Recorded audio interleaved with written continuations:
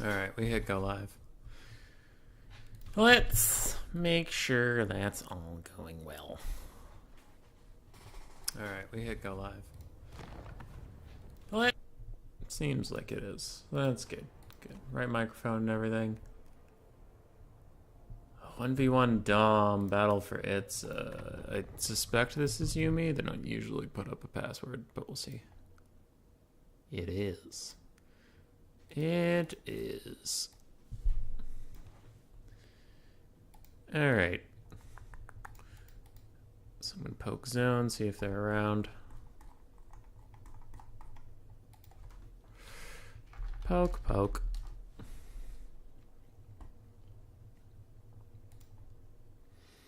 Okay.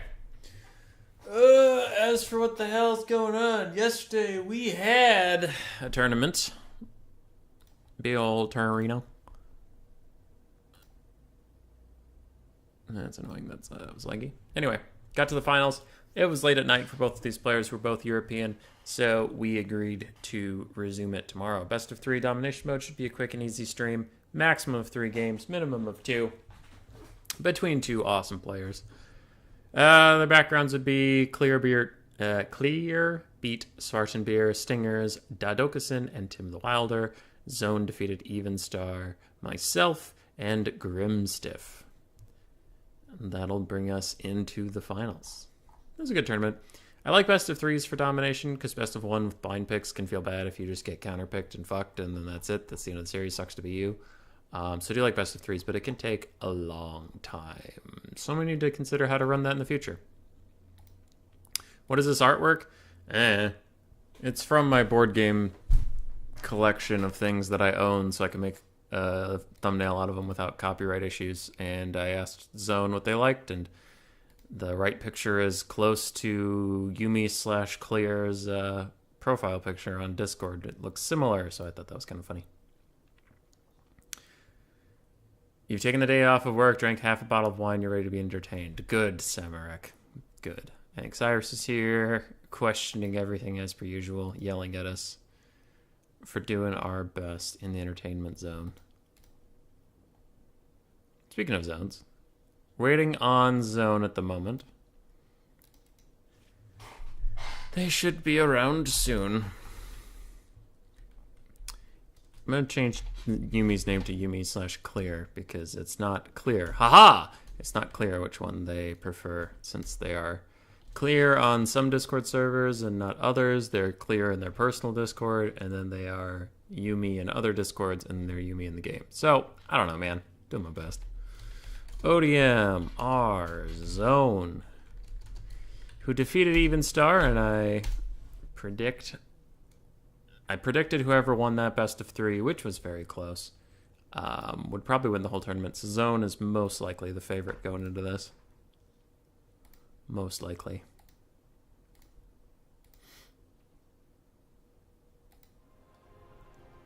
My hair looks like shit. I look like shit. Everything's shit. I'm going to grab a hat. Why is Zone a walrus and Yumi a cat girl? 'Cause that mage, by the way, and the cat is at the bottom of the picture. It is not related to the thing. Like it is a person who happens to have a cat because they are a witch.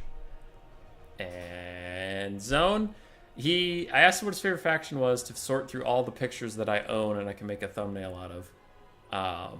He said he liked Kislev the most, so I found a couple pictures that are kind of ice, kind of horse archery, sent him those, and he picked the walrus, so he picked that. Try to bring up cool art, cool thumbnails, get people's attention, rather than the 90th picture of Warhammer 3 wallpaper in a row, where it's like, oh, it's the Tsarina charging up a hill at the demon. Everyone's using that thumbnail. Very interesting. Okie dokie. They are here. They are here, and I need a beer. BRB. BRB.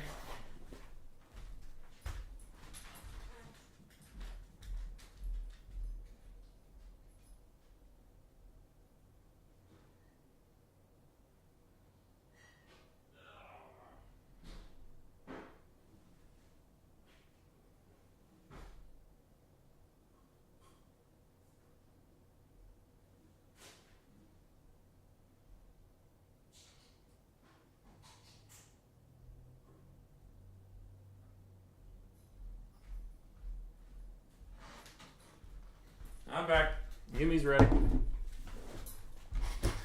Zone will probably ready up soon.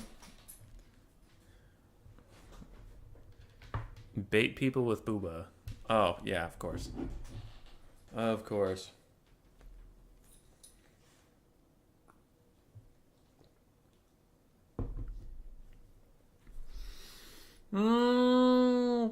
Tired. I did not sleep well last night. Hazel, I forgot to get a hat. I'm just here looking like shit. We look like shit, puppy. Hazel pulled a classic. It's usually a human thing, but a classic thing is when you notice something that's off. In her case, a lump on her stomach. And we wait a week, and the lump doesn't go anywhere. So we schedule her a puppy vet appointment so she can go to the puppy vet and they can fix her.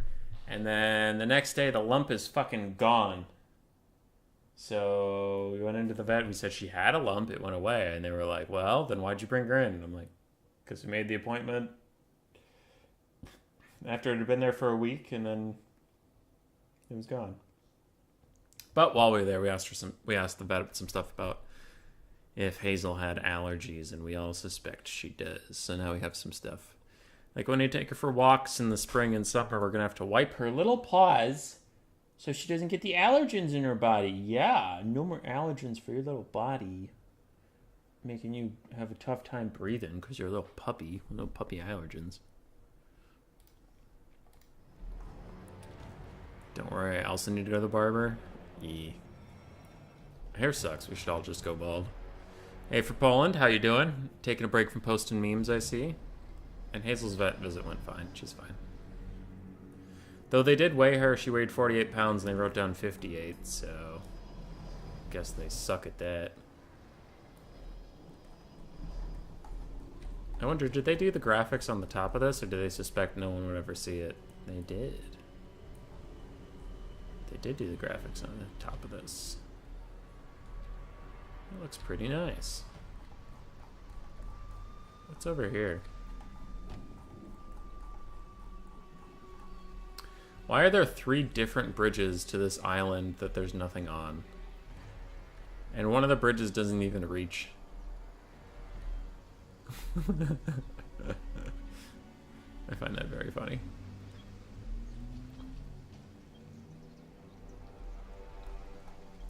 There's another bridge that goes nowhere. A lot of roads to nowhere in this map.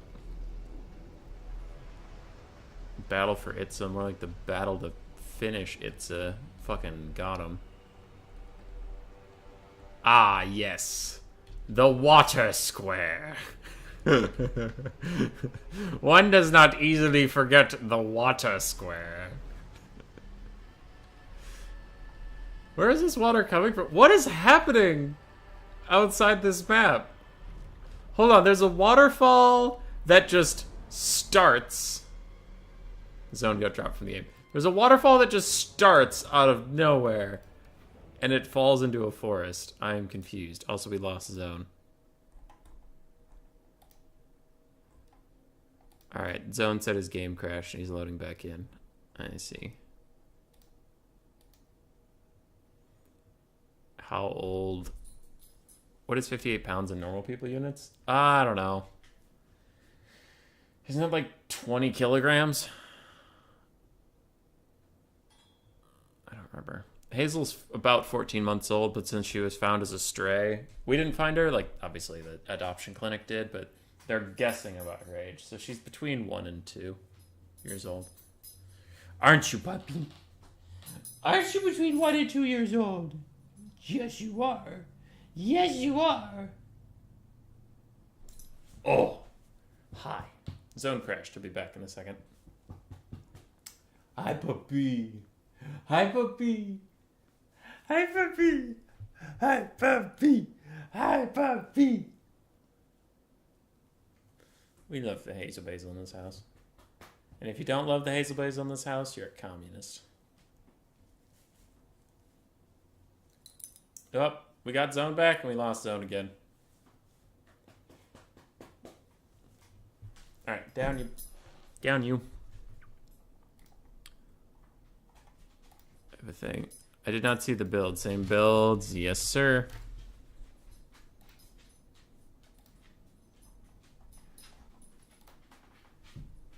Blocker for Yumi's army. They should both be using the same build, so no.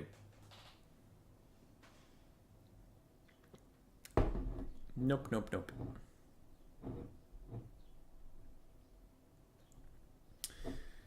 You know, this is a non-alcoholic beer. I've had a lot of these non-alcoholic beers, and this one tastes like metal, so I'm worried my insides are dying now.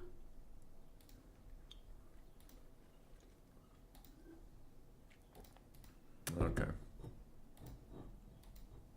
Zone has restarted their game. Yumi are named after the cat in League of Legends? I have to ask.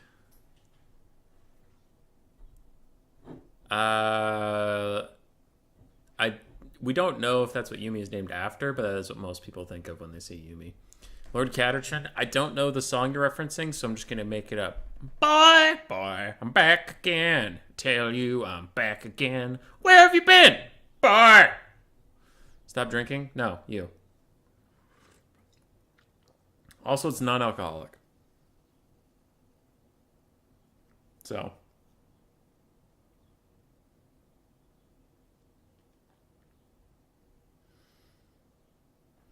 But this one... Honestly, though, this one tastes weird. So I'm not going to finish it. Well... I hate to waste one. Hold on. 1 second.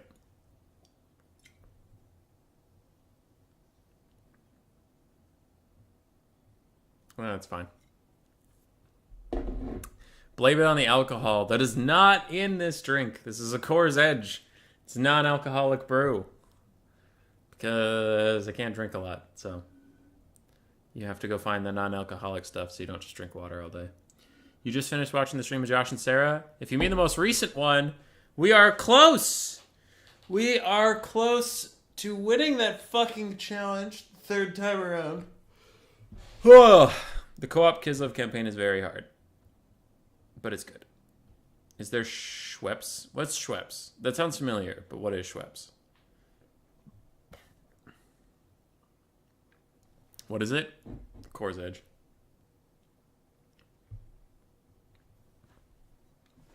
It says, Coors Edge, non-alcoholic brew, double brewed for the refreshing taste. And I just got to think, if you have to brew it again, it means you fucked it up the first time.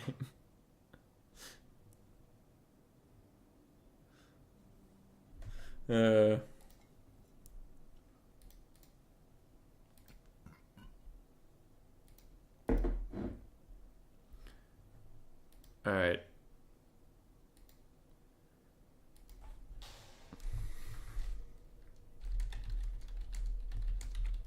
Sorry. Zone is having issues, and this ever-chosen person really wants to get in here.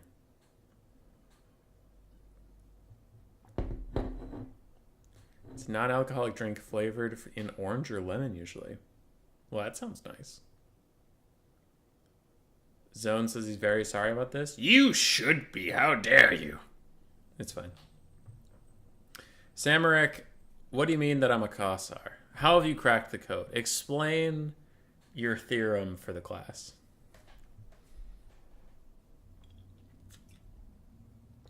Do it. It's like the weeb swords folded 40 times because your original iron was shit.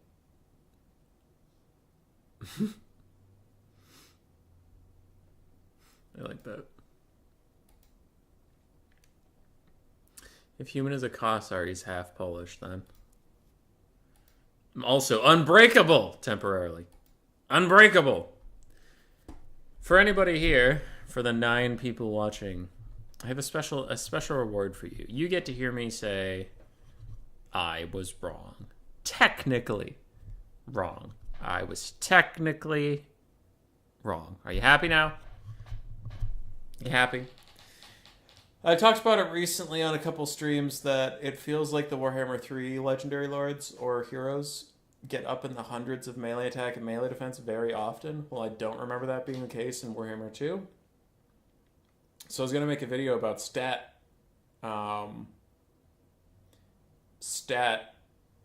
inflation, I guess I'll call it, where Warhammer 3 lords and heroes just have too many stats, and like specifically around the Khorne ability that gives plus 40 melee attack and an aura, and the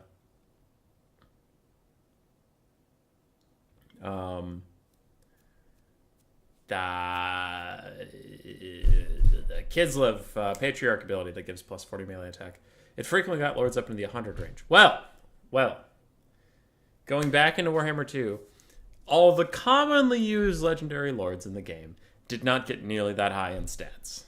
That's true. But I did technically find a lot of lords in Warhammer 2 that had even higher stats than anything in Warhammer 3.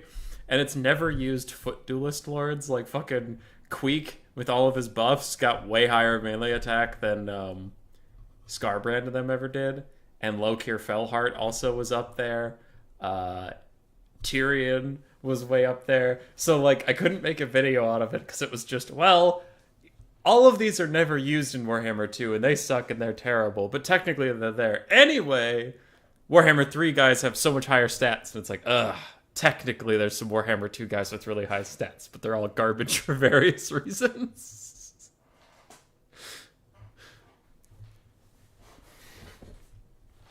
So that's just funny, because my video got kind of trumped by the fact that there's this like technically all of the lords no one ever used had really high stats. And it's like, yeah, but their stats aren't why any people didn't use them. Like, Queek has incredible stats. No one uses him because his bitch ass falls over anytime looks at him wrong. And he can't swing to use those stats. And his attack animations are way too long to get an attack off. And he's a foot character with low leadership and no ITP. So he just gets routed easily. But yeah, his stats are incredible. So I knew that if I made a video where I'm like, you know, the Herald of Khorne gets 113 melee attack when he pops his abilities. This is ridiculous. Someone in the YouTube comments would just be like, but Tyrion gets 120 melee attack when he pops his abilities. And I'm like, yeah, but Tyrion's expensive and he doesn't give good buffs and he's not a caster lord and he's kind of squishy and he has a Heart of Avalorn passive that's useful, but it pops after he breaks and yada yada. And it just wasn't. Videos have got to be crisp and concise, and that video would have been too nuanced. It's very simple. Cossars are sneaky and you're sneaky/clever. Cossars are hard drinking and you drink Core's Edge. I don't think Core's Edge is hard drinking. It's water with wheat. How did I describe it to Grace? It's water that somebody ate a bunch of raw wheat and then burped into the bottle and sealed it shut.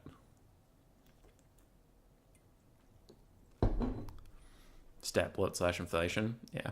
That's, when I was looking at it, it just wasn't as, the stat bloat and inflation wasn't as bad as I felt like it was, because in Warhammer 2 a lot of people used cheap lords or lords that provide a lot of support capacity, like Grom the Paunch. Grom's stats aren't very good. He's just cheap, he has regen, he's very tanky, and his model is great at slipping out of bad situations. So that's why they take him. They don't take him because of his high stats. But if you look on that greenskin roster, technically Grimgor has fucking insane stats, particularly in the melee attack department. Just no one used Grimgor, so I wasn't used to seeing those high numbers. Same with like the Fey Enchantress. Like Alberic de Bordello has pretty good stats. Rapunzel's pretty good stats. But you could have a healing Mortis engine that debuffed enemy units around her, and that was just better. Zone says his game files are at 62%, so that's good. He was just checking some of them because his game crashed twice as we tried to get into this lobby. Those Warhammer 3 Pleb Legendary Lord have all those stat plus the mass and HP and all the stuff. That is true, Loopy. But like I said, that wouldn't make a good short video. It was just going to be meh. Finals on a different day again. Nice. Yeah. It got too late for Zone and Yumi last time, so they had to go. It's best of 3. It's best of 3. I don't come here for Warhammer 3 praise. That wasn't Warhammer 3 praise. It was just saying I was wrong about Warhammer 2 not having crazy high stats. There is massive stat inflation. It's just in the mass and HP areas. That's not as sexy, Loopy. That's not as sexy to talk about. Also, because I'm used to playing on large and not ultra unit scale. So I don't even know if the stat inflation is that bad. Like Wolfric on a Mammoth on ultra, I have no idea what his HP stat is.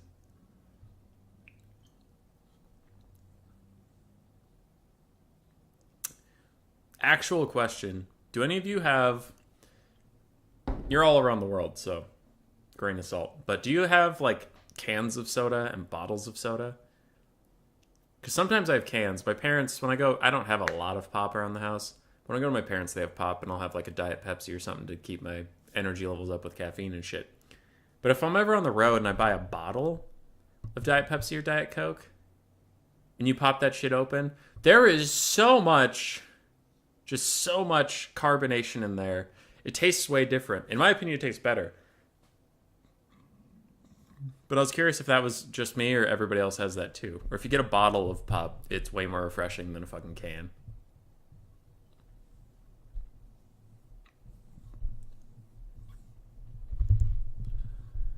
It's only because of Ultra. I love DigiGamer popping in here, picking Slaanesh and just having a picture of an ass.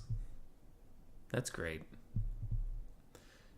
That's great. That's usually why we have passwords on these rooms. Usually. Cans? What is this? Metal cylinders. Glass bottles for soda are fucking dope.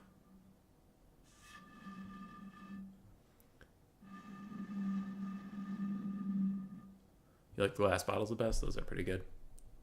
Coca-Cola comes in glass bottles around Christmas time, but that's more of a marketing gimmick. All right. The weirdest tasting Core's Edge is gone.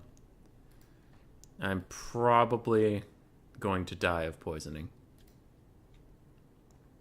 We non-Americans are uncivilized goblins. We only drink beer. Yeah, maybe. Wouldn't that make you dwarves?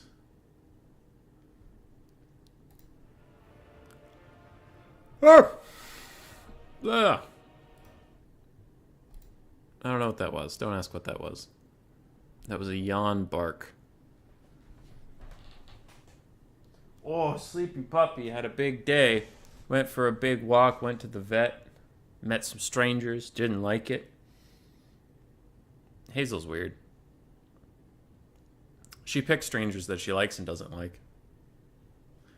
Made in some 13th century church in Belgium. They must have made a lot to still have beer going through all these years.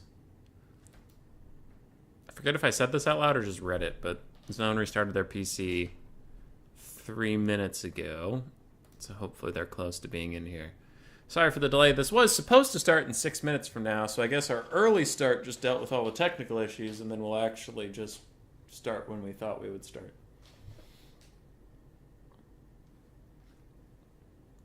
You stopped drinking soda, it's good. I had stopped for like 5 or 6 years, and then when I found out I couldn't drink alcohol anymore, I was like, well, okay. I can have soda then. Belgian beer is the best. Alright, let's all calm down. Let's all calm down.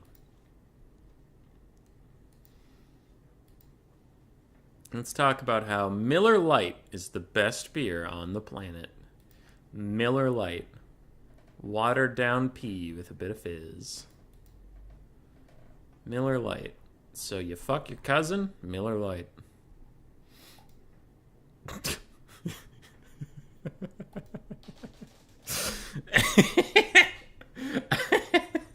Just randomly shit talk Miller Lite for no reason. Just like, pick a beer I barely ever hear of. That one. Zone's back. Let's go. Hopefully his build is the same.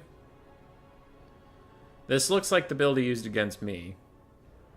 He had Ice Guard, and then he had a shit ton of infantry. He kept his Boyar and his Frostmane of Ice hidden in the woods, so I couldn't snipe him. That's about it. Though I think he had his Heavy War Sled in the main force when he fought me. The only soda you like is ginger beer. Ginger beer is interesting. I hadn't really had a lot of it, and then recently some of my friends brought a couple things to our board game parties, and it's weird having a soda that is literally spicy. Like, it is spicy soda, and it's not unpleasant. Which if someone told me, "Here, drink this soda, it's spicy," I would say hard no, get that out of my face. But since nobody warned me, and then I opened the can, and I'm not wasteful, so I'm like, well, I guess I'll finish this can. It kind of grew on me over the course of drinking it, and then yeah, ginger beer's all right. It's weird though. It's a very weird beverage.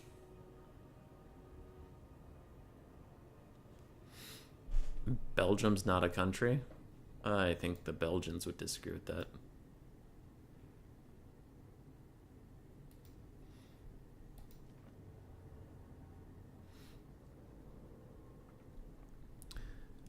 I'm gonna make fun of you if you start praising Heineken, the piss water. Heineken's alright. It's not my favorite. It's okay.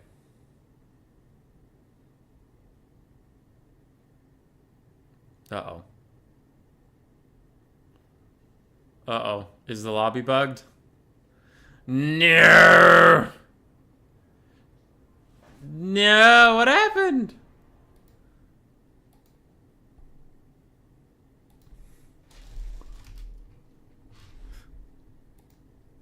Never tried ginger beer. It's pretty good.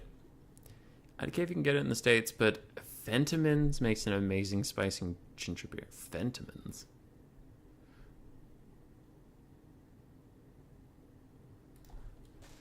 Fentimans.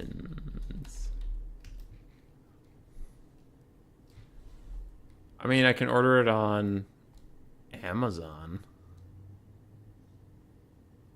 Home of the botanically brewed beverages, soft drinks history.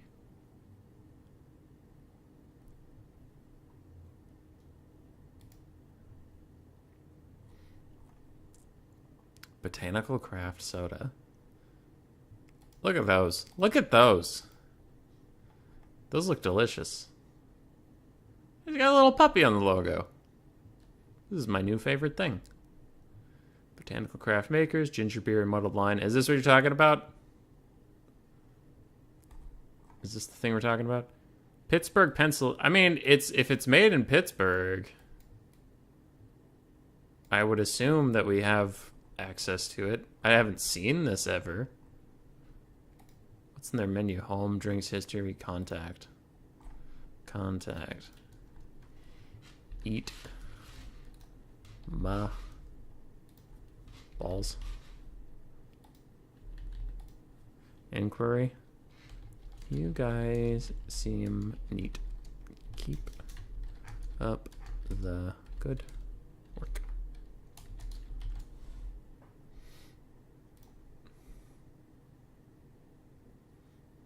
Seems like Neckbet has to be declared the winner once again. Hell yeah, dude. Hell yeah. I love... Okay. I love Google, because Google thinks it knows everything, but if you ever type in something once, it always autofills from then on. Like, if you try to send a friend something, or like for Mother's Day, I ordered some chocolates for my mom, and I entered her address, and now, like, it's one of the 4 addresses Google thinks I live at, and they're just... bleh. And you can never get Google to forget an address, so it's like, oh, you want to send it to your southern beach home? And it's like, no, Google, I don't live in 4 fucking places. I just sent something somewhere once. Get over it. Or if you do move, it'll remember that old address forever. It's like, all right, Google.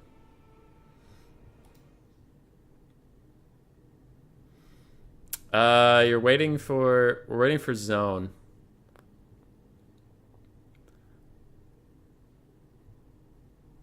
And then I was just checking out some stuff. Any other Steel Reserve drinkers in here? Or is it just me? What's Steel Reserve? Too funny with horrible. It's a country. I think the British thing is sold in most National Trust places, though. Estimated. Well, since he keeps hacking Zone, I do love hacking Zone.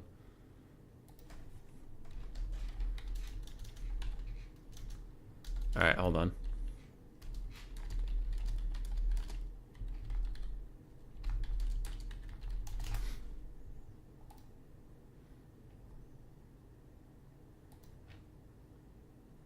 Alright.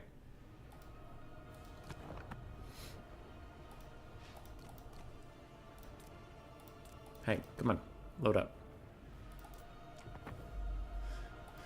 Yumi agreed to play me while we wait for Zone.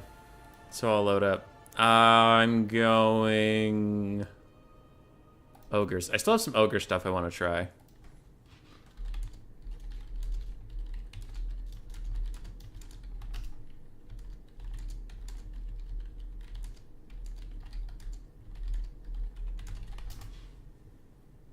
Alright. I have some ogres. I want to try out some ogre stuff. Many ogre schemes in my ogre brain.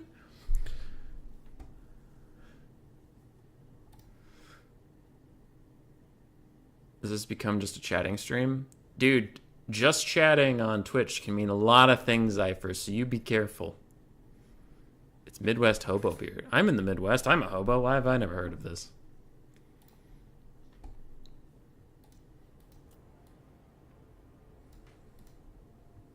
Just chatting on Twitch is a degenerate place to be. Twitch also never forgets. I love that my recommendations in Twitch is like...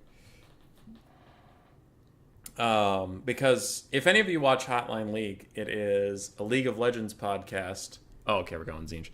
It's a League of Legends podcast where some people talk about the games and stuff at a professional level.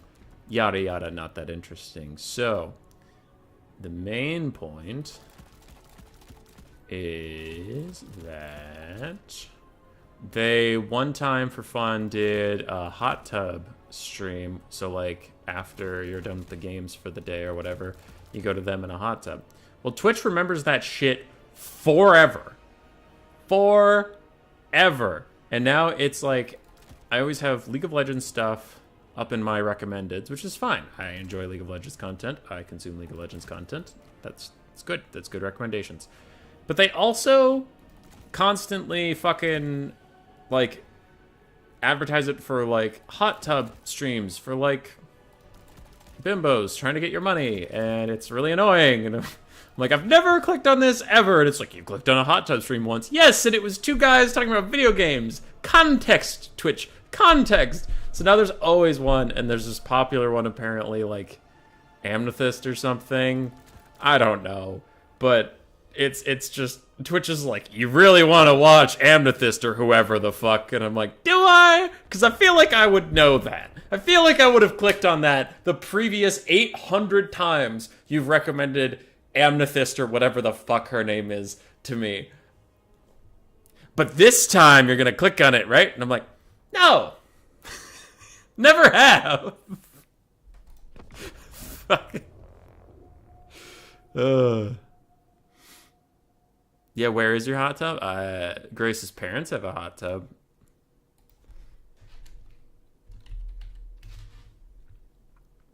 I don't have a hot tub. I don't live that kind of life, unfortunately. Quick, someone tell Miss Rat. Oh, yeah. Because Grace would care. Because Grace would care. I quote to you, her response would be, get it. Get it, Bubs. And I'd be like, no. Stop it. That would just make her day, though. It doesn't remember the build, for fuck's sake. Okay, Slaughtermaster Great Maw. Get the only 2 spells that matter. Cool. And then what did I have in my main army? I already forgot. I know I have the 2 Man-Eater pistols. I know I had some Mornfang Cav.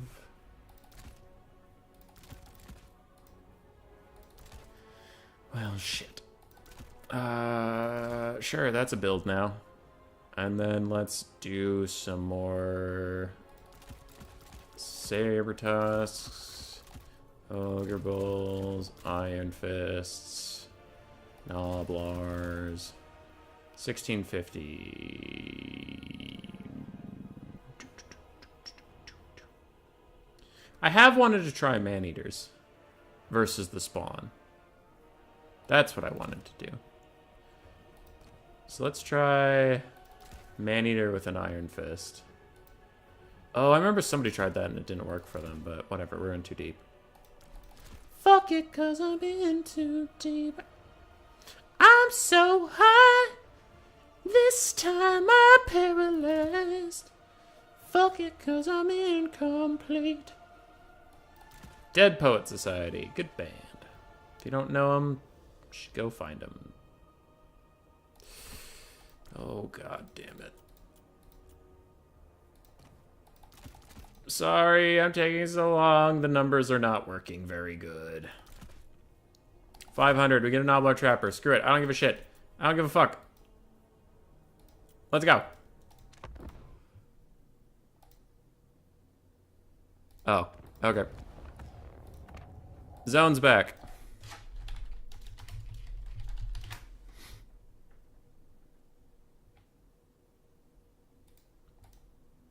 I see that zone. I'm sorry. 1v1 Dom. Spectate. Alright. Shout out to Yumi / Klear. If you're out there, you've been a hero waiting this long. Thank you for that. Your patience is legendary. That looks like the same build. Zone's build looks like the same build. We're fine. Yes, the chariots are in the secondary.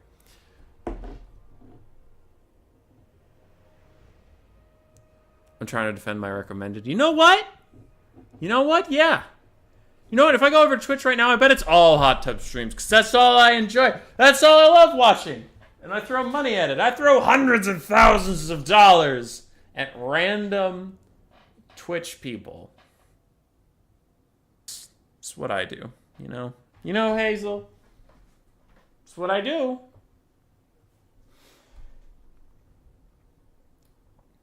Alright, sorry, Zone. Sorry. Didn't see ya. Thanks, Iris, because hubby told me he had a collection of her farts in a jar. No. Is that, like, gamer girl bathwater lady? God, that shit's cringe. Didn't she turn out to have an STD? I don't remember, but I remember, like, the people that bought that water, there was, like, a recall or something, because they had, like, herpes. I don't know. Amaranth's feet pics? Oh, is that her name? Alright. So now we're into the actual thing, and I am done filling time. 38 minutes of filler. God, I'm good at my job. Yumi versus Zone. Two actually good players playing, and not my degenerate ass. Armored Kossars. So we saw this build versus me once in the tournament when Zone slapped the shit out of me. We have Ice Guard, we have Kossars, Armored Kossars, and Streltsies. All mixed in. It's a starting wave of Kislevite infantry that just runs forward and shoots the shit out of you, while it reinforces melee units and cav and chariots from behind. Frost Maiden of Ice with Frostblades and Ice Maiden's Kiss. No Heart of Winter, interestingly enough. And a Foot Boyar. Foot characters that are least affected by Blue Fire of Tzeentch. It's still good against them, but it's not as good as it is against mounted characters. They're much cheaper, and you can desummon them as soon as they get low. So it's just insurance against Blue Fire of Tzeentch, though it is still 750 gold's worth of insurance. No, this is another thought. I see. Human Boy has some VD's bathwater. Yeah, I bought it. I put it in my bathtub and it went down the drain. Sag. Anyway. For Yumi, we have Kairos Fate Weaver. I don't really see him nearly as much as I see the Exalted Lords of Change, because the Exalted Lords of Change are just so much better in melee combat than Kairos is. But we see him here. Also, what's interesting about it is you're taking two Tzeentch spells that the Exalted Lords of Change have, so Yumi must really want the Gaze of Fate. The net. Could be one of the reasons. Tzeentch's Firestorm is something, I forget who was talking about, I think it was maybe Fozen. But they really like this spell, and then Rinless and other people confirmed that it might actually be good, so I am curious to see how Tzeentch's Firestorm does. Also Blue Fire of Tzeentch, no surprise there. Pink Horrors, Blue Horrors, Pink Horrors, some Forsaken, and a bunch more Blue Horrors. So a very similar mass infantry build to start off. Both sides kind of want to line up and shoot each other, which I think Kislev might win that due to the range advantage. 90 to 90? Oh, I honestly thought it was better, but 140 on the Streltsy will do good. Kairos is looking for side shots for Blue Fire. I think it was Zone doing this last time, but blue fire down the sides of armored infantry can get a lot of damage in. Zone sees it coming and tries to dodge, but it is not going to be fast enough, and that is half health off of an armored Kossar already for Kairos. I only know her because after G4 tried to exist again and started off super disgustingly woke. Tried to overcorrect by bringing her on to be a thought. G4, I missed G4 back in the day. With Adam something and Morgan Webb, I think were the two that I saw a lot. That was a good one.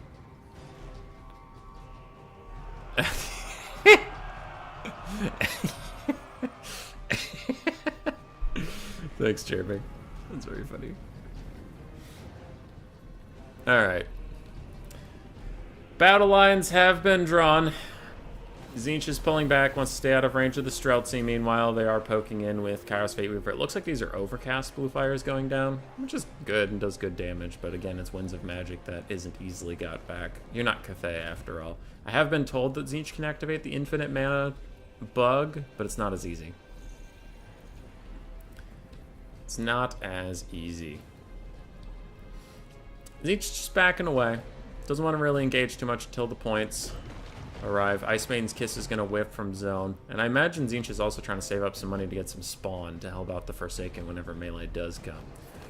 But I mean, if you were getting this much damage from just poking with spells, you wouldn't really want to engage either, so I can't say I blame Klear for backing off.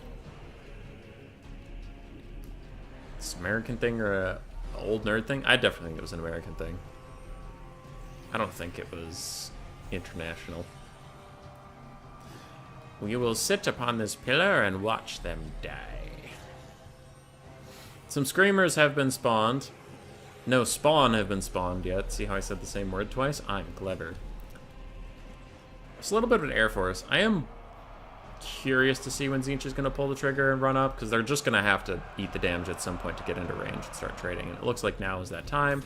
Once the point's unlocked, point 2 is not being contested at all by either party, but it does look like Kislev's going to take point 3, and Tzeentch will take point 1.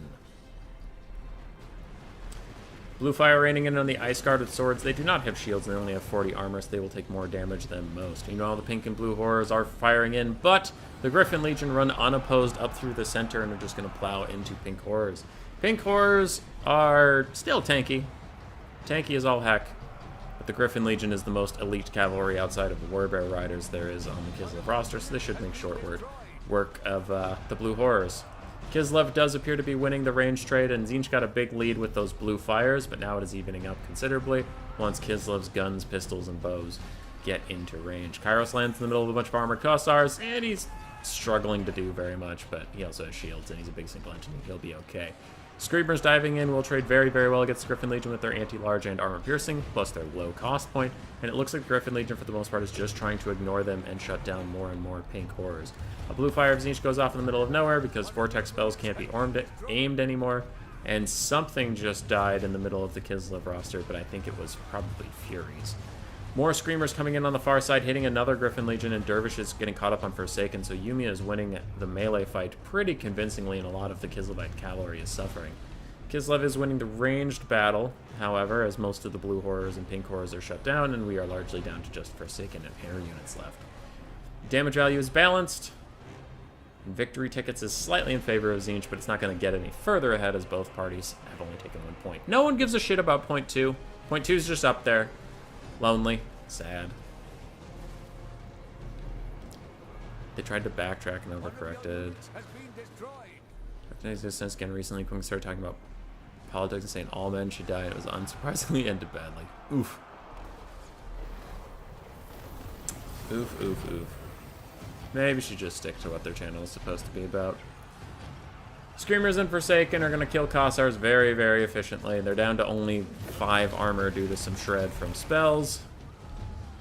And Ice Maiden's Kiss will try and clear that up. Tzeentch is sending 1 wounded Forsaken potentially up to capture point 2, which would be a good... Unless you're Dactyr. Dactyr would say that that's a bad decision because he is the prophet. He's the prophet of the comeback mechanic. But you could take point 2 and start getting some free victory points up there. Tzeentch is down 6 units on Kislev, but Kislev routes and a lot of the Tzeentch units will crumble, so it could be equally devastated units are just technically still on the map. As we see, looks like it is the case. Ice Witch and your Snow Leopard compatriot are trying to fight Screamers and Forsaken. It is not going very well for them, and they might want to back off. Meanwhile, Streltsy and the Boyar continue to trade on the front line. Kairos Fate Weaver's running around with full HP. He's happy. Doesn't give a shit about anything. And Pink Horrors are teeing off onto Kossars. Still, point 2 remains untaken. Nobody wants it. Yumi is now starting to get a pretty good lead on the damage value. And maybe on the game itself. Maybe. Yet another Cosmic Dervish spawn. Comes in, it's going to run forward. Don't know what it's going to be able to accomplish. And Furies are routing off Streltsy. Back here, the problem we notice is that the Frostmaiden of Ice is about to die. Her Leopard compatriot already did. If you lose your mage, that's pretty huge. Though Kislev did take point 1, just by sheer weight of numbers. We'll see how that goes. Firestorm of Tzeentch comes out. It's hitting armored Kossars. Didn't look like it did that much damage. Now we have to wait for the curly Qs to hit something worthwhile. Tickles the armored Kossars. Doesn't really do that much damage to them. And then it goes back into the Screamers before disappearing. Alright, that was underwhelming, unfortunately. Kairos is going to hit some Zargard. Zargard will hit back, so he will not want to stay there. I've had many a game where Kairos Fate Weaver ended up dying. And meanwhile, a Snow Leopard from Zone has run up just to say hi to these Forsaken, and then it leaves. Alright. Cool, Snow Leopard. The Frostmaiden of Ice is somehow freed. I think it was just the Forsaken were given a new task that wasn't blobbing around that single entity, and she is out and about. Tzeentch is about 2,000 ahead on the damage value. They are now sneaking point 3. They are taking point 2, as we just saw up above. But a big gooning attempt on Kairos Fate Weaver as the Snow Leopard dives in onto him. It's plenty fast that it should be able to consistently get hits and keep him on the ground. I wonder how he will get up back into the air, or if it's just going to be some Warhammer 3 bullshittery and he just goes up even though he can. Gaze of Fate used to net down the Snow Leopard, and that will let him get away. So good use of that. Nice job. Screamers are back on the Frostmaiden of Ice, and they've really been doing good work this game. These Screamers have already paid for themselves, and they're still half health or higher. Another Wounded Forsaken unit is just taking a point. I love that's all they're good for is, oh, Wounded Forsaken? Go take a point. I don't give a shit. It's just your calling. Both teams have evened up to about the same number of units on the board. Kislev does have 1,000 gold left to spend, and Kislev is ahead about 1,000 points. I'm kind of curious why Yumi/Klear hasn't finished off this Frostmaiden. I've seen many times where it's been fully surrounded, and then it seems like they just let it go. And they want Screamers to go do other stuff, but I feel like shutting down the enemy mage is a plenty worthy task. Snow Leopard is terror routing. Kairos Fate Weaver's trying to get back into the sky while it's currently fighting some Zargard, and then a nice... I think that was overcasted, but a nice Blue Fire of Tzeentch will rout off the Snow Leopard, plus a rear charge hits it as well. Boyar has been mucking up Forsaken, and Blue Horrors of Tzeentch just trying to stop them from firing and advancing, but they will fire and they will advance as of now.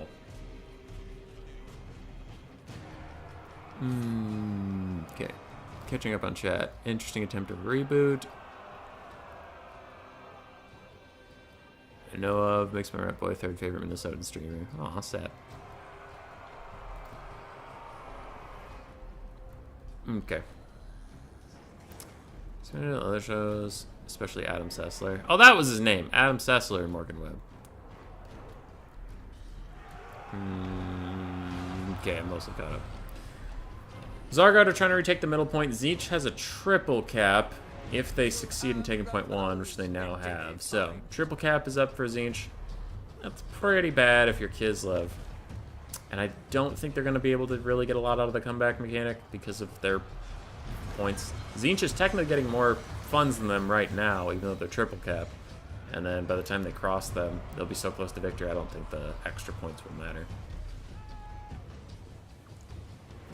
Griffin Legion are running around. This is still the elite Kislevite Cav.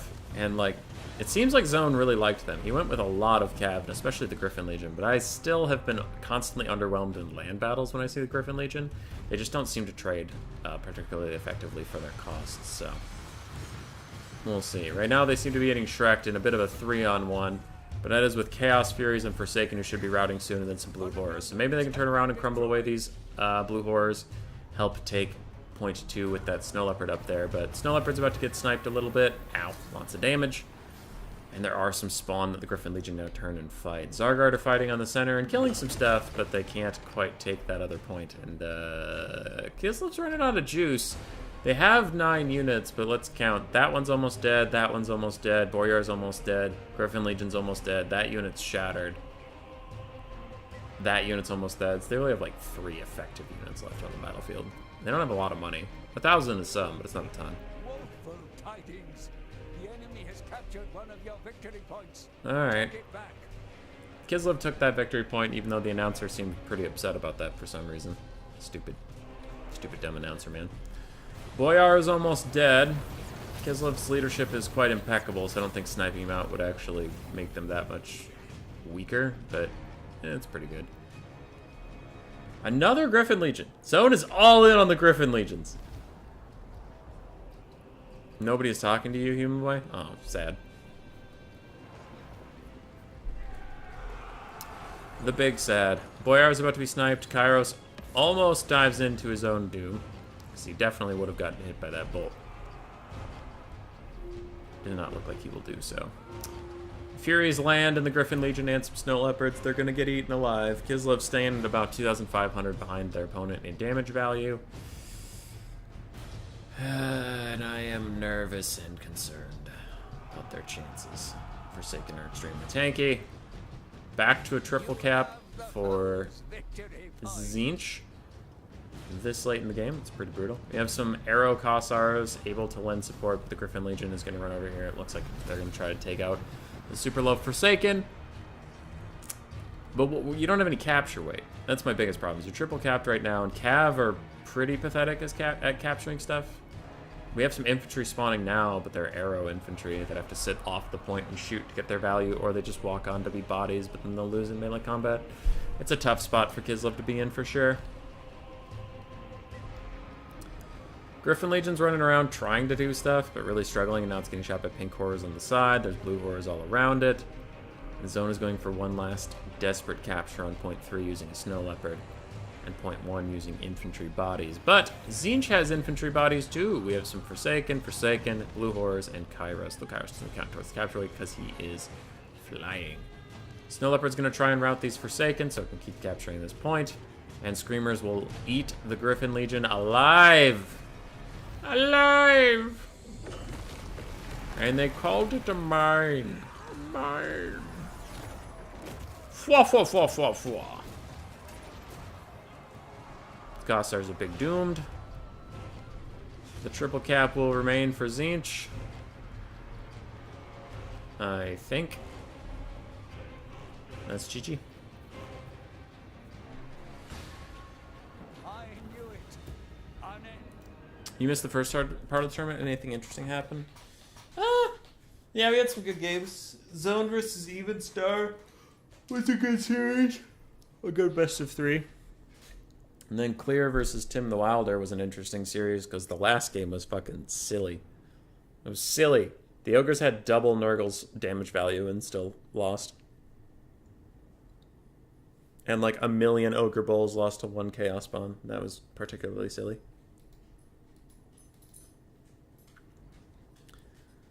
They were pure trash. Yeah, Screamers were pure trash when the game first came out. Now they're alright. They're pretty alright. They do what they have to do. We saw they were quite good against the Griffin Legion. Good at trapping in the Kislevite Lord. So Yumi is up 1-0.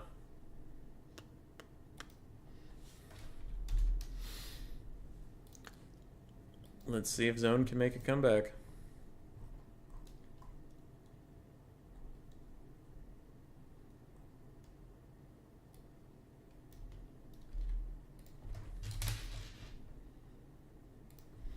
I copy and pasted the maps lower so people don't have to scroll as far to find them. Next one is Broken Leg Gully, which I don't remember offhand. Galleon's Cove is game 3, and I haven't gotten to cast a single game in Galleon's Cove, so I kind of want to go there. Zone, take us to game 3. For that, he picks Khorne and Tzeentch. 2 strong combatants, to be sure. Will we get to see Scarbrand today? My heart says no. My brain says no.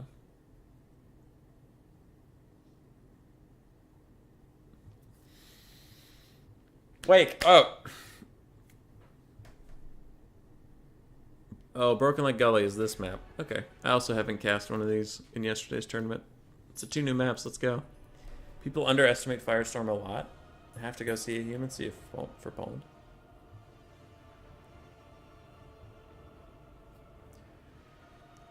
The Firestorm seems okay. Against units with no armor.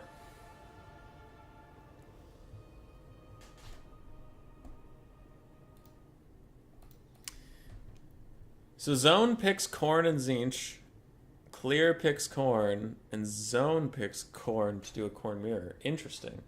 I played Houseplant in this matchup. Khorne versus Tzeentch, that is. And he was playing Tzeentch, and he just made it feel really unplayable for Khorne. Like, the Forsaken spawn frontline beat my frontline, and then he had better Cav because Chaos Knights beat Fleshhounds and Chaos Warhounds pretty easily. And when I did have Skull Crushers, there's just like spells or blue horrors to shoot them, so they died.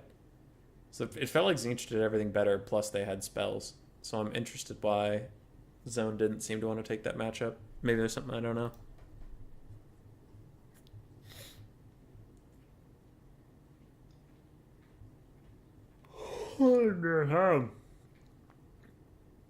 You didn't notice Klear's profile picture before? Yeah, it's a lady with a guitar. A lady that looks relatively similar to what I put as Klear's blocker. Also, their picture in Discord, like, for anybody who's wondering why the blocker says that, their picture in Discord looks like that. And their picture in game obviously looks like the picture in game. So now it's not as surprising that I got from art I own, I could get that that picture and go, nah, it's close. And then the Walrus, I asked Zone what they wanted, and they gave me an idea, and I found a couple pictures that were similar, and they picked the Water Walrus. I was just on them. They wanted to be a Water Walrus, and can you blame them? I wouldn't mind it. And look, the Water Walrus has sharks inside of it. Little sharks inside of the Water Walrus. Look at the little Water Walrus with his Water Walrus sharks. It's hard to be mad at that.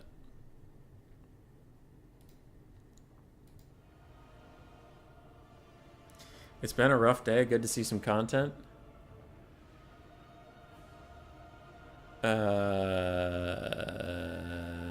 Yeah.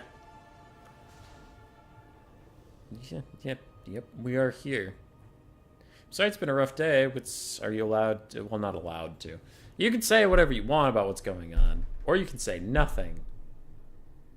But I hope you're doing okay. I don't know what kind of rough you mean. If you had like a rough day at work, or like a really rough day and you got like fired, or someone died. I don't know, Matthew Coffin, but I hope you're okay. That's all I hope for.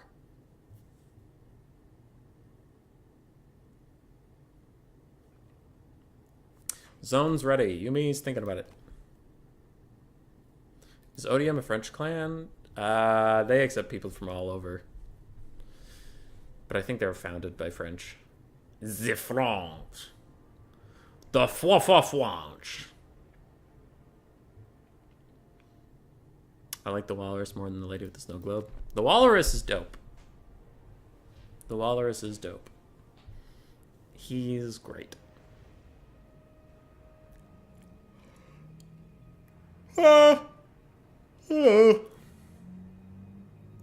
He's mostly water weight, though.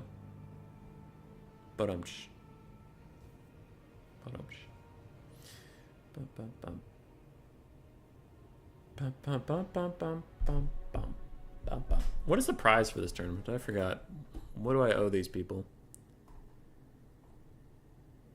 Prize is $10. Oh, nice. Easy peasy.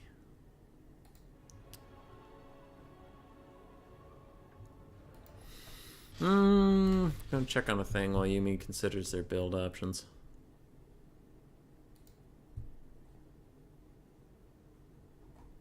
Coops, major ships.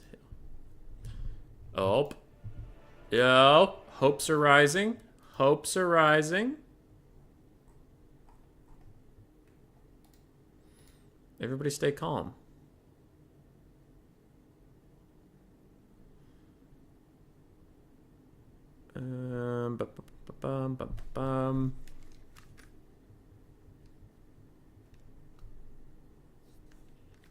Okay.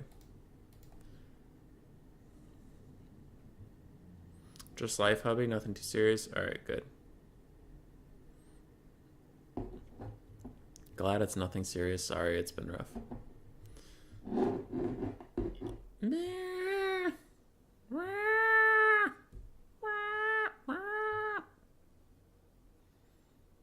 Oh, sorry. You can't see that, so you can't see what I'm making noises about. I put a bottle on my finger, and I was pretending my finger was stuck.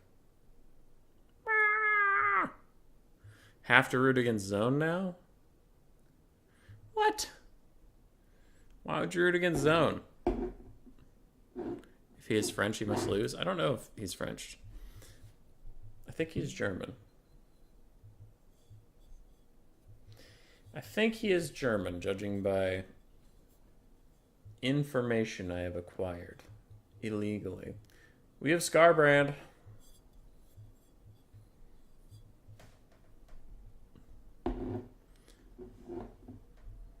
Hey, let's go. I was right about that.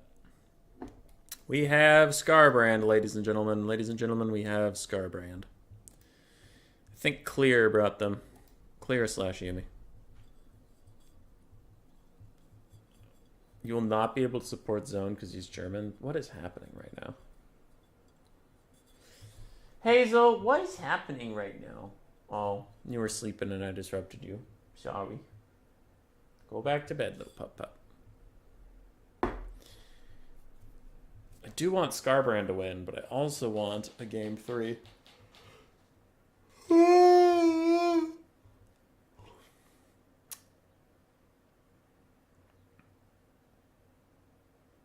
I might have to take a nap, but I have other shit to do.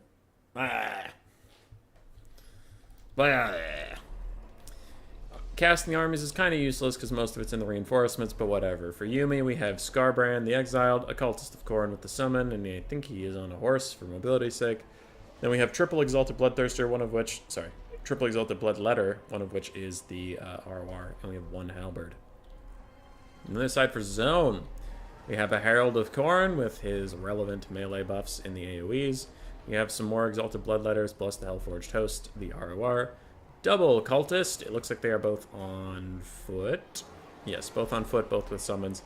We have a Chaos Spawn and a Fleshhound. Both sides are opting to charge heavily into the point 1 area. Interestingly enough, and Chaos Warhound's on the far side for Yumi.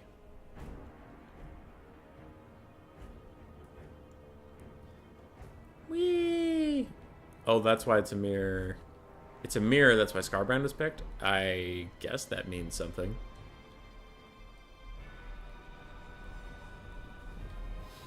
Okay.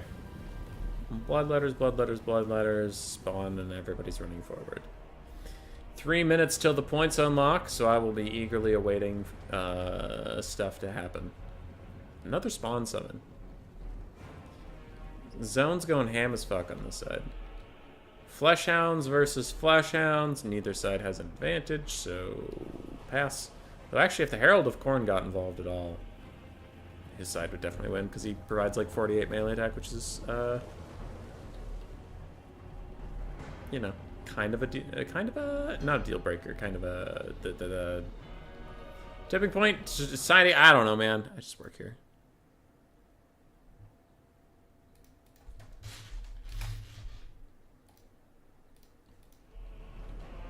Being a Brexit Britain, I'm not sure I'm allowed to like any European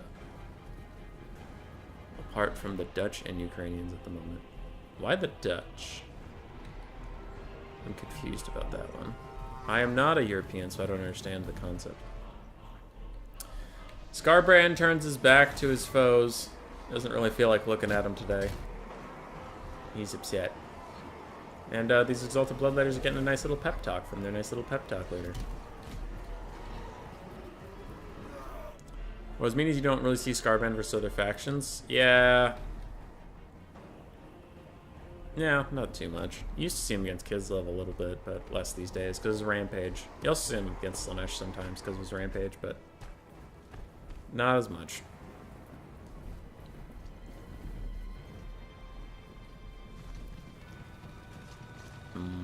I am Sire, the Spanish love Brits. I think you mean you are sure the Spanish love Brits, but I don't know. Meanwhile, Zone is moving up slowly, and Klear is moving back slowly. Neither side, well, not neither side. This side doesn't want to fight, and since they have the same units, they're roughly the same speed. And Scarbrand still refuses to face his opponent. He's got his back to him. He knows if he looks at him, he'll get too mad, and he'll run in there and die. He doesn't want that. He just wants to be a good boy today. And Dactor's prediction of the 3-minute staring contest has come true yet again. Chaos Wars, the dual weapons are spawned, running up. Chaos Spawn from Yumi are arriving. Now on the far side, we just have one Chaos Warhound still chilling next to spot 3. Only when you're throwing ourselves for hotel balconies. Do you think they can make Slaanesh viable and Nurgle less boring to watch? Slaanesh viable... They need more armor piercing on their lineup. They need more armor piercing. They need better mass. They need cheaper units. If you're going to have low armor and speed, your units need to be cheap. But also, they just need better factions in the game. Like, Warhammer 2 factions, I've pointed out several that their low leadership will actually let Slaanesh do pretty well. And Warhammer 3, there's not a lot of factions with low leadership, so Slaanesh struggles real bad. Nurgle less boring to watch. Give them some viable cavalry and monsters that do damage, not just like tank. Because when their whole roster is just slow and just tanks, it is incredibly abysmal to watch. Front lines have finally collided. It does look like Zone is getting the better of this. Those Herald of Khorne needs to get involved, so... Wait, he popped Locust of Wrath. Okay, some units did get it. I was worried it was just on himself, but some units got Locust of Wrath, meaning they will start winning. And the double Bloodletter summon from Red Khorne should be superior to, obviously, the single Bloodletter summon of the Blue Khorne. About 1,000 damage value lead for Zone at this moment, as Herald is running around trying to help his units win the fights, and Scarbrand is trying to just snipe out the cultists. Two very different objectives over here. Meanwhile, Fleshhounds of Khorne are beating the other Fleshhounds of Khorne, but it is a 2v1, so I'm pretty sure Red will lose in a hot second. Control Point 1 has not yet been captured, though Yumi did just take Control Point 3, so they'll start taking a lead in the point game. One Cultist of Khorne has been shattered, the other one is rampaging. The Bloodletter summons are also rampaging a little bit, and they have Horn of Khorne cast onto them. They've almost killed off this spawn. An entire flank is gone. Meanwhile, Scarbrand is sprinting at the Herald of Khorne, who somehow has already taken actually a pretty good amount of damage, and he's now stuck. Thankfully, the rampage wore off, so he is able to run away if he needs to, but currently getting bodied. Red is still pushing up, killing lots of things. The Herald is just trying to run away from the cultists and all this nonsense. There are Fleshhounds trying to support. Meanwhile, on the side, some Fleshhounds of Yumi are still technically alive and could move up. Furies get a rear charge onto these Fleshhounds, who are also getting beat up by Scarbrand and having overall a bad time. Herald of Khorne is trying to stay away from Scarbrand, doing his best, and still have not captured point 1. Yumi is working on point 2 with some Chaos Warhounds. Maybe Zone is okay, going in the hole a little bit, and just winning later.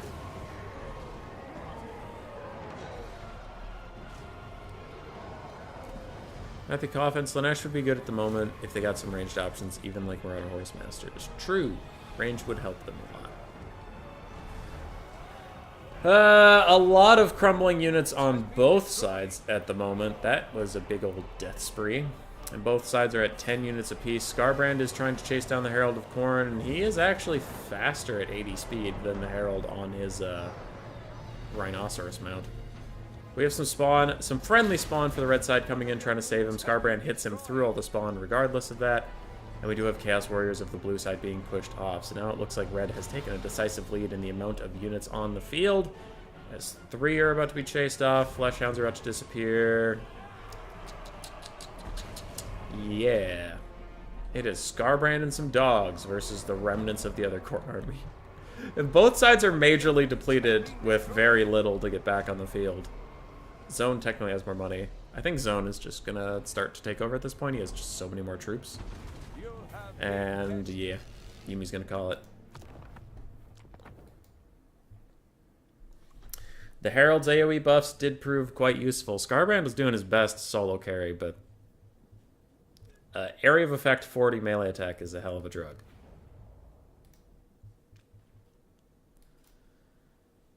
It is a hell of a drug. 1-1, going to game 3.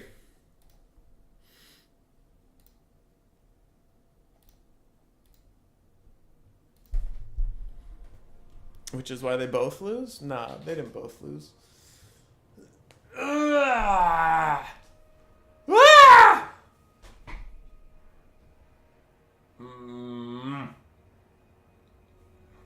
Nah.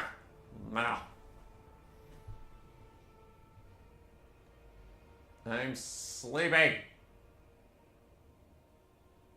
Blah.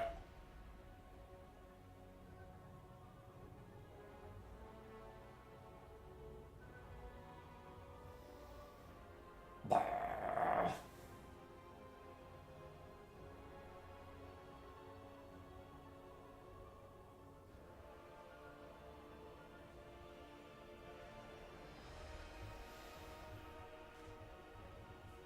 Okay. I'm wrong. They did both, in fact, lose one. It's true. Do yourself a favor. Domination tournaments are a slog. It's sure it's entertaining, but I guess you have also better things to do. Maybe. I like to host domination tournaments one at a time. Not one at a time. Yes, obviously not two at the same time. Once in a while.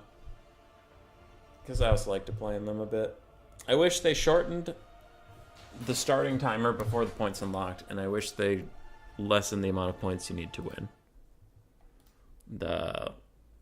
Like from 5,000 to 3,000, and from 3 minutes to unlock to 1 minute. I think that would be good.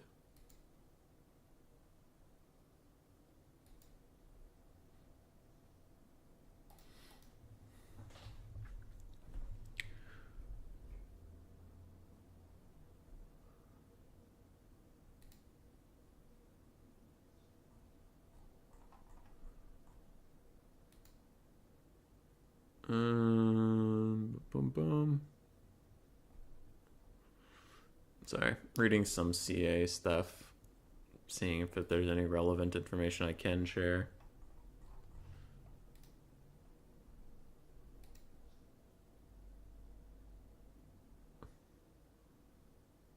Huh.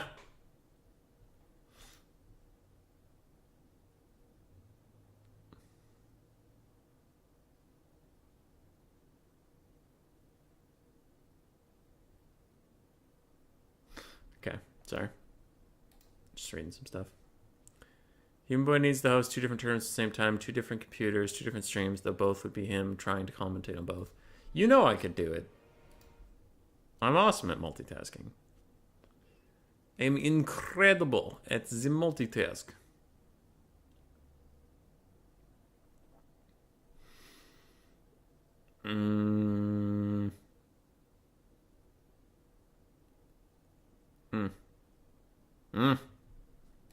I have not seen them pick their armies yet. It looks like they're both just sitting on corn. I don't see any picking bands in the chat yet either. So I have nothing to comment on. Is Close Enough a good show? Has anybody watched that show? I keep seeing like clips for it in my YouTube.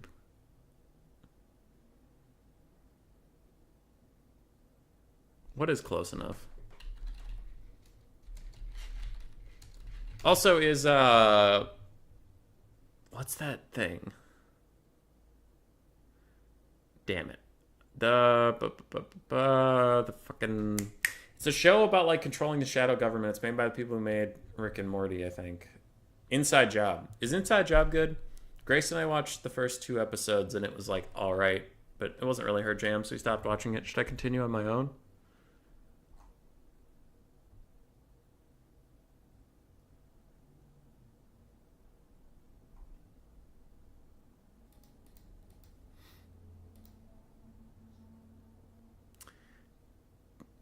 Do you know what's going to happen tomorrow? Wait, I don't care. No, they have not mentioned it. I forgot even that there was a big Warhammer reveal thing tomorrow.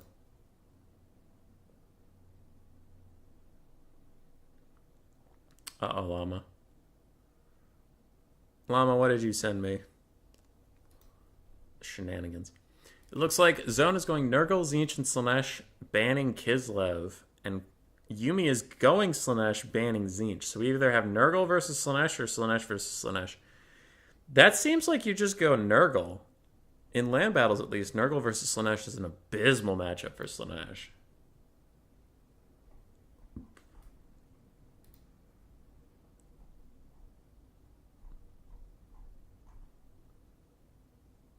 Heir of Carthage is doing a Cathay campaign. Good for him. Hey, we do have Nurgle. I'm very curious to see what Yumi's plan is. Because usually this is pretty bad. Pretty bad for Slaanesh. Pretty bad. Slaanesh walks up, says, you want a piece of this? And Nurgle goes, okay. Mortis engine. Everything dies. But Nurgle doesn't have a lot of armor piercing. Well, Slaanesh doesn't have a lot of armor. Well, Nurgle doesn't have any anti-large. Well, Slaanesh's large units don't have any armor, so just kill them the regular way. Well, Nurgle doesn't have any good duelists. Doesn't need them. Just surround their lord and spawn and insta-kill them. Well, that's it. That's all of it. Slaanesh is just gonna die. Unless Nurgle brings Plague Toads. If he brings Plague Toads, Slaanesh might actually win. Maybe. Take that, Llama.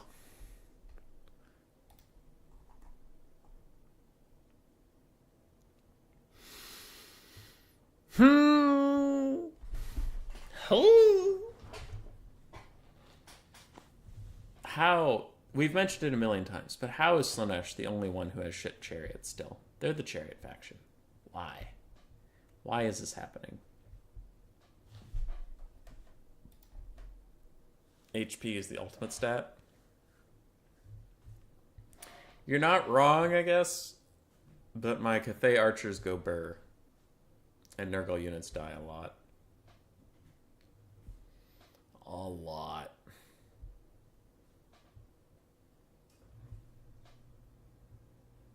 That was a weird sound. Hazel's napping and I'm jealous. I want to join her. Let us finish this final game so I may nap in peace. Or read a bit of my book before I have things to do at 4. Yes, at 4. Is that correct? I think it is. Yes.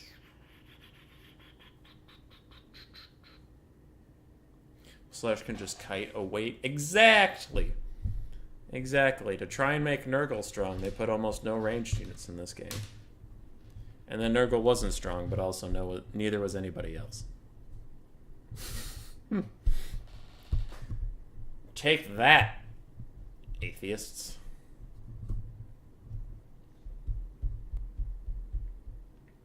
Yumi is ready. Their build sweet, arms are heavy. There's Vama on a sweater spaghetti. Mom's spaghetti. He's nervous, but on the surface he looks calm and sweaty. Oh, Yumi on readies. What are they scheming? What are they planning? What could they possibly have in mind? Oh my goodness! It's horrifying! How could this happen? Oh my god. Oh wow. Oh wow! Holy shit! Yeah, my god. I think I'm dying. I think I'm having a slow stroke. Saw a Shakespeare version of that song. What is this? Is this Slaanesh Nurg? Just popped in during lunch break. Hey, Tim the Wilder. It is Slaanesh Nurgle, and I don't know why. I'm confused. In land battles, this is Nurgle's happy fun playtime, but we'll see how it goes here. If Zone takes some mass appeal for Chungus 2.0.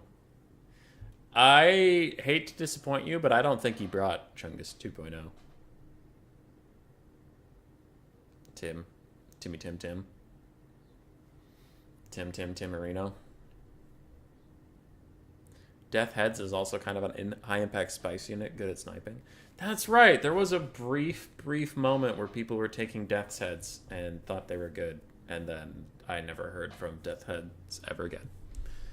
So we don't have Big Chungus, we have a Herald of Nurgle, which is interesting. So no Mortis Engine effect to drain down the Slaanesh army. Which, well, interesting, I get it. On Domination mode, they don't have to blob all up on you like they do in land battles, so the Mortis Engine might not get as much of an effect. Still an interesting choice. Fleshy Abundance and Stream of Corruption are the two spells there. We have Beast Nurgle, we have some Spawn, we have Exalted Plague Bearers, plus the Exalted Plague Bearers ROR, regular Plague Bearers, and double Cultisto. Big boys OP here, instant GG, take them in the reinforcements. The one matchup they shine in. Yeah. Death's Heads are interesting. I also kind of like them in the Corrin matchup sometimes as a cheese. But Slaanesh cannot contest the air, you're right. For Slaanesh, we have Hellstriders, Seekers. And I know their reinforcements is almost all Seekers of Slaanesh. So we have Marauders with Spears, we have a Cultist, we have another Cultist. So double Cultists on both sides still, even after all the nerfs. And we have Marauders of Slaanesh, Marauders of Slaanesh with Spears, and Spawn. Herald of Slaanesh with a whole bunch of spells, actually.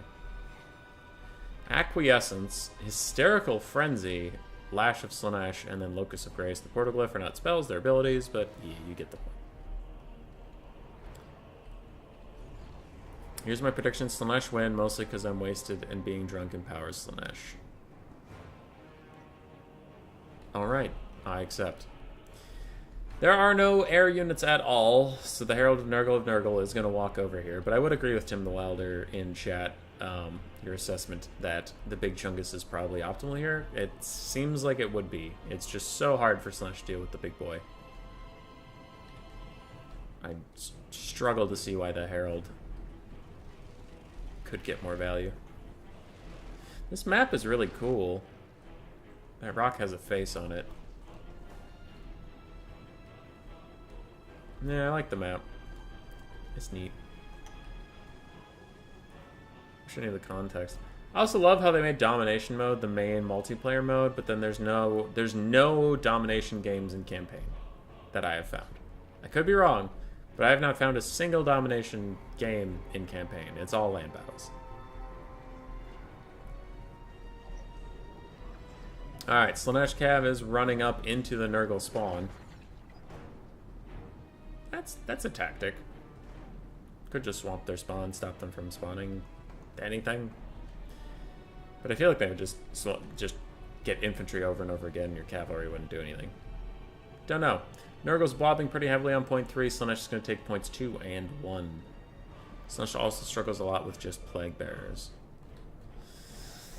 I'm trying to think of what can kill Plague Bearers, and I don't think there is a lot. Plague Bearers in general aren't very good versus most factions, but Slaanesh doesn't have armor, so they'll just slap you. They'll slap you to death over time. Seekers of Slaanesh are spawned on top of by Forsaken, and now they're between Forsaken and Plague Bearers. Could see this going quite poorly for them if they aren't careful.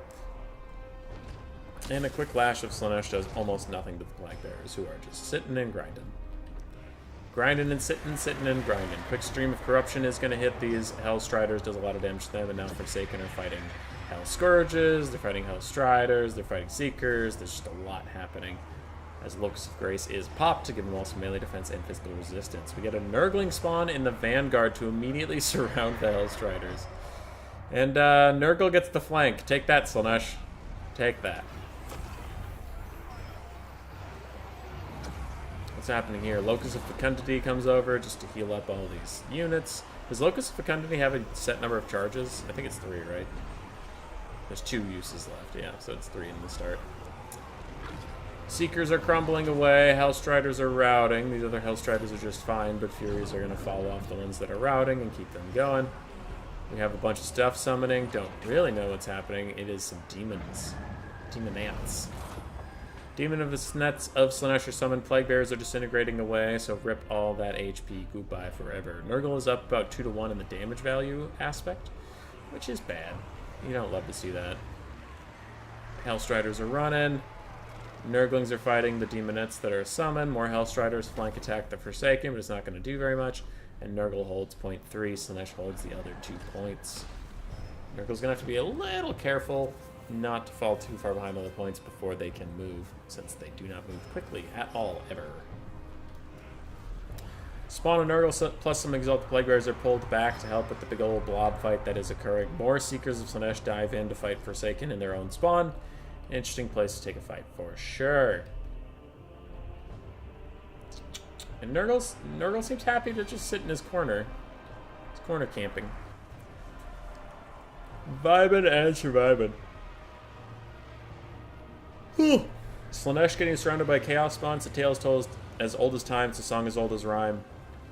Nurgle friendly fires himself a shit ton. Beauty and the Beast. More Nurglings respond to help the Forsaken. Fight all these Hellstriders. Fight all these Seekers. Yada yada. The big Nurgle boy is chasing down the Slaanesh lady, and they fixed landing, so don't you worry. Air units can attack ground units now, they said, as that guy just followed that other guy for a long time. So the Plague Bearer should probably turn and kill that cultist. Right now, I don't know exactly where they're going. Quick Stream of Corruption does a lot of damage to the Seekers of Slaanesh. The Demonette summon is long since worn off, and now we have another summon from the Furies. Slaanesh currently outnumbers Nurgle on the field, but a lot of units are routing, so who knows who's actually up. And Nurgle's about up 2 to 1-ish on damage value. They can't really contest point 1 at all. They would have to spawn a brand new force and run it all the way over there, where at least they can come over here and contest point 2. But that doesn't mean their time window is smaller if they don't intend to triple cap. They're going to have to take point 2 before it's too late to win off of that. Just slap a slap fest in the Nurgle zone will eventually lose the fight. Yeah. Another Slaanesh hater popping in. Thanks, Zip. Gosh darn, Zip. 20 seconds left in those Chaos Fury summon. They're just trying to chase down the Nurgle Furies. It looks like they'll even get Rampage just to turn them around and make sure the summon can get its value. Nice little play there from Slaanesh. It's pretty decent. Slaanesh is still just spawn camping Nurgle. And it looks like Nurgle is over it. He's starting now to push in for the center. Knows his time has come. And both Furies over here died, but since Slaanesh was a summon, that was a good trade for them. Quick Stream of Corruption hits 3 different Marauder units doing okay damage, but not a lot. Makes me think it was undercast and not overcast. And here we have the second Demonette summon from Slaanesh, blocking up all these Nurgle units while the Seekers try to run away and the Hell Scourges are idle. I don't know how this is going for Nurgle. My heart says not great. If we're all being honest, my heart says not great for Nurgy Nurg. It's getting a little far behind. If that top bar says 4,000 to 2,000, Nurgle's going to have to triple cap.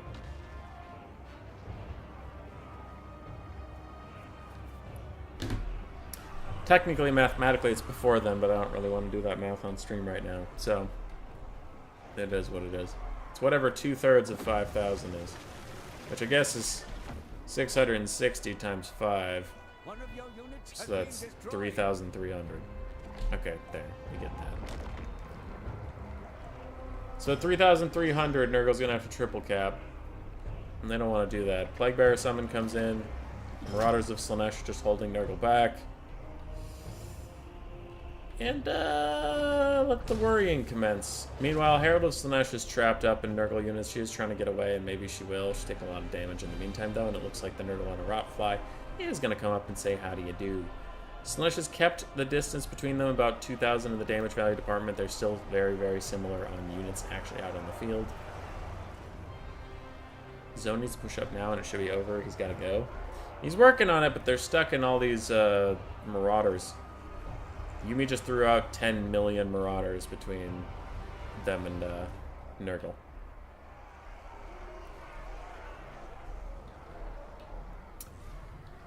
Zone's pushing up, pushing up. We're closing in dangerously close to that 3,300 mark I mentioned earlier. If if Nurgle does not own .2 by the time we hit 3,300, I think this game might be over, because I don't really see them triple capping. They could, I'm just worried they're literally too slow to get there in time, as Slaanesh just keeps piling bodies on them. And sure, they're losing all the fights, but they're just keeping Nurgle back. 3,500 to 2,000, I think this one has to be worried about there, roughly. I did the math-ish. It was 3,300-ish. Ish. Herald of Slaanesh and her Seekers get away. Quick Chaos Fury summon in the Vanguard is going to catch them, tries and routes them. Meanwhile, Nurgle does look like he's pushing up for .1, realizes he's probably going to have to triple cap this, and I think we are in triple cap territory. Yeah. Lord Catterton, I agree. I think we're well within the worry zone. Rampage on the Herald of Nurgle, so he will go down into the Slaanesh units. I don't think there's anything around here that can really punish him, and even then the Rampage wears off before he even lands, but still. Nurgle has reached .2.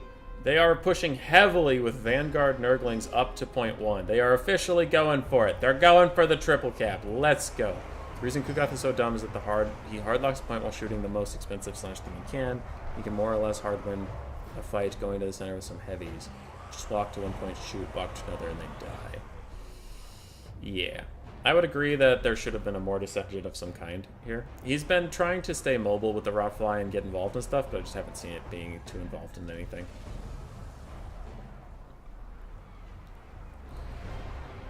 Slaanesh is still holding the triple cap. We're resting 4,000 points. Seekers and Hellstriders are holding on. Another Fury summons. That's all the summons. Slaanesh is out of summons until they despawn one of their cultists or Herald and get it back later. Festering Stooges are solo holding .3 just fine.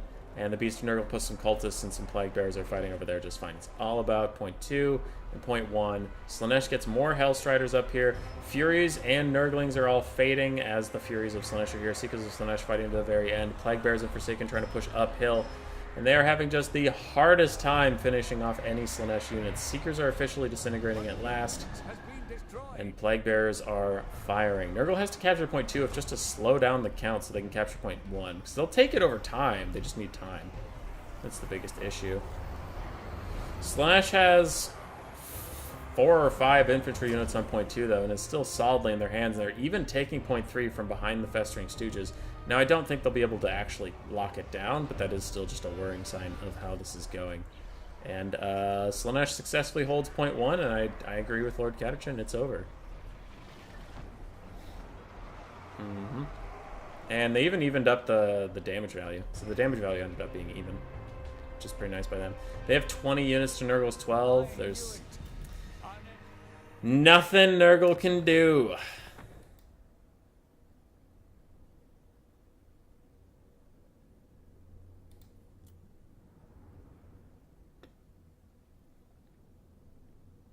Nothing Nurgle can do. Yeah. That was rough. It was rough. It's hard to think of what could have been done. 1,200, 700. I don't know why I'm looking at values, but probably lock down 2 points instead of 1 and then just hold out forever. Best map for Slaanesh, changed my mind, I guess. You were right, Samric. You were right. Best map for Slaanesh is open and hilly as fuck. That map is not open. It has some choke points, but it's a pretty good one. Congratulations to Yumi. They will be our victor for yesterday's tournament. Good job to Zone. Fighting it all the way. 3-game series versus Yumi. 3-game series versus Evenstar. It was a hard push. Thanks to everybody for hanging around. I am either going to go do some chores or take a nap. Don't really know yet. We will see. And I'll be back on tomorrow night. So 24 hours from now, plus 4 more hours, I'll be casting a Warhammer 2 North American tournament, which very few people have signed up for. So we'll see if I go through with that or not. I don't know.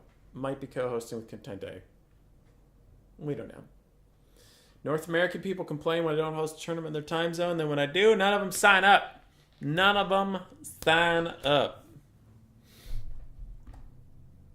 Mah. Mah. Get out of here. Shoot.